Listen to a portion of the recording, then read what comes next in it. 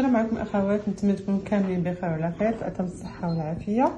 اليوم جبت لكم وصفه ضد رائحه العرق.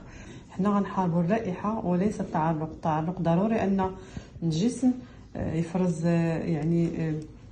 يتعرق، ضروري اكيد يخرج العرق عن طريق المسامات. حنا ما غاديش نغلقوا المسامات وانما غنحاربوا رائحه العرق. كما كتشوفوا هنايا عندي مكونات بسيطه غنديروا بها واحد الوصفه اللي هي رائعه ومجربه يعني مده طويله. وخلاص هاد الوصفه الاساس ديالها الشبه، كما كتشوفوا الشبه اللي معروفه عندنا في التراث، يعني معروفه في الوصفات كثيره ومجربه. والوصفه الاساسيه كذلك من هي زيت جوز الهند البكر البيو ديال شركه دي اكس ان العالميه، المدعم بفطر الجانوديرما. كما كتشوفوا زيت الكوك النقي وفطر الجانوديرما. كما كتشوفوا قدامي هنايا كاين الشبه حجره جبتها باش تشوفوها ويعرفوها اغلبيه الناس. وكاينه هنايا المسك يعني المسك كاين بزاف الانواع ديال المسك. انا عندي هذا النوع هذا، وكاين هذا النوع الابيض. المهم انا غنختار هذا لان ريحته زوينه شويه قويه وكتبقى شاده. عندي هنايا معلقه كبيره ديال نشا الذره. وعندي هنايا اختياري يعني زيت اساسي ديال اي حاجه بغينا، ديال الحامض الخزامه الورد، يعني اي حاجه بغيتوها، اي عطر حبيتو ديروه، اي زيت اساسي بغيتو ديروه. وعندي بطبيعه الحال قنينه هنا غسلاها معقماها بطبيعه الحال، يعني فارغه معقمه، هي اللي غنخلطوا فيها هاد المكونات ان شاء الله. غندوزو قبل ما نخلطو المكونات. اكيد اننا هاد الشبه هادي غنهرمشوها بالدلاك في شي ساشي هكا ديال هكا في شي ساشي، غنشدوها وغنهرمشوها بالدلاك، ومن بعد نديروها في ماكينه ديال الطحانه ديال التوابل.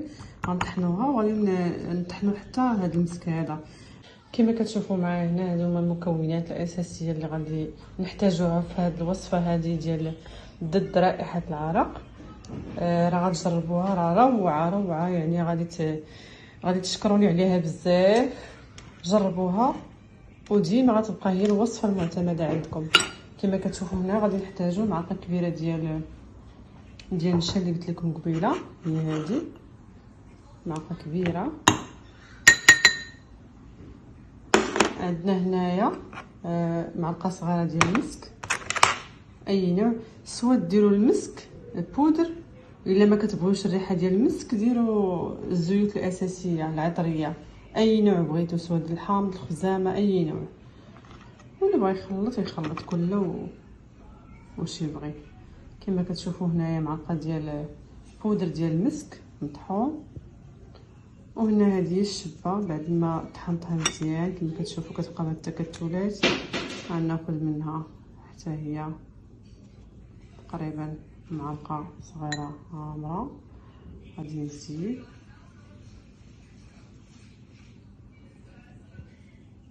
نشو تقريبا معلقه كبيره تقريبا نفس الكميه ديال النشا انا درت هنايا. وغادي نزيدو زيت جوز الهند، هنا راه مجمد وغادي نهزو وغنوريكم. وهذا هو زيت جوز الهند البكر كما كتشوفوا هنايا ديال شركه دي اكس ان، مدعم بفطر الجانوديرما. رائع جدا وعنده بزاف المنافع وغنذكرها لكم ان شاء الله.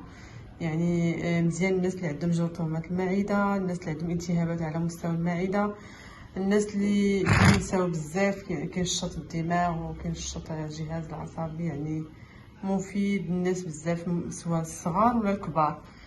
كما قلت لكم غادي ناخذ هنايا معلقه كبيره، يعني الجهد اللي غادي يخلط ليا هذا البودر ديال النشا والشبه والمسك. كما قلت لكم المسك اللي ما بغاش يدير يعني الزيت الاساسي، اي نوع من الزيوت الاساسيه العطريه. غناخذ الكميه ديال جوز الهند كما شفنا راه مجمد، غنحاول انني نهزو وغادي نخلطو مع هذا البودر وغنرجع لكم. هانتوما كما كتشوفوا هنا دوبتو بحمام مريم، دوبتو شويه وغادي نضيفو لهاد البودرات اللي درنا هنايا.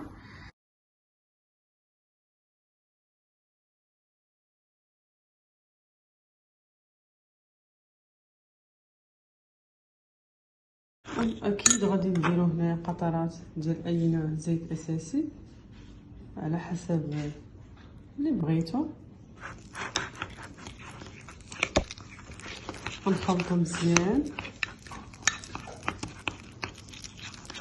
هاد الوصفه رائعه جدا وجربوها وغادي تشكروني عليها بزاف. يعني كنهزو واحد الكميه قليله، اكيد ملي كنبغيو نستعملوا الوصفه يعني كنستعملوها على بشره تكون نقيه، يعني ديجا مغسوله، وكنهزو واحد الكونتيتي وكندهنو يعني على بشره نقيه. نكونوا اكيد غسلنا تحت الابطين بماء دافئ وشويه الصابون، يعني تكون منطقه نقيه، ماشي كنديروا الكريم على منطقه تكون متسخه ولا فيها ريحه العرق. ضروري كننظفوا عاد باش نطبقوا هذا الكريم هذا بحال هكا، كندهنوا مزيان صافي. يعني كنحيدوا الفائض. هذه طريقه الاستعمال، يعني كيبقى ترطيب وتيبقى بحال هكا. كيبقى كما عرفتوا زيت الكوك مبيض ومضاد للالتهاب ومضاد للبكتيريا. غتعجبكم هذه الوصفه، اكيد جربوها وريحتها روعه. هذا هو الكريم بعد ما فرغته في هذه العلبه هذه كما قلت لكم معقمه نقيه، ونتمنى انه يعجبكم. كيطلع اقتصادي وكيدي لكم تقريبا حتى 6 شهور. هذه الكميه هذه وهذه الكونتيتي هذه اللي كتشوفوا قدامي راه كدير لكم نتوما والعائله ديالكم الصغيره والكبيره. بالنسبه لصالحه المراهقين، صالحه للكبار، يعني دهنه صغيره خفيفه كتهنى من الريحه ديال العرق المزعجه، بطبيعه الحال امنه على الصحه ديالنا، خاليه من الالومنيوم، خاليه من اي مكونات غير طبيعيه. كما شفتوا كل شيء صحي وطبيعي معنا في هذه الوصفه الامنه والاقتصاديه.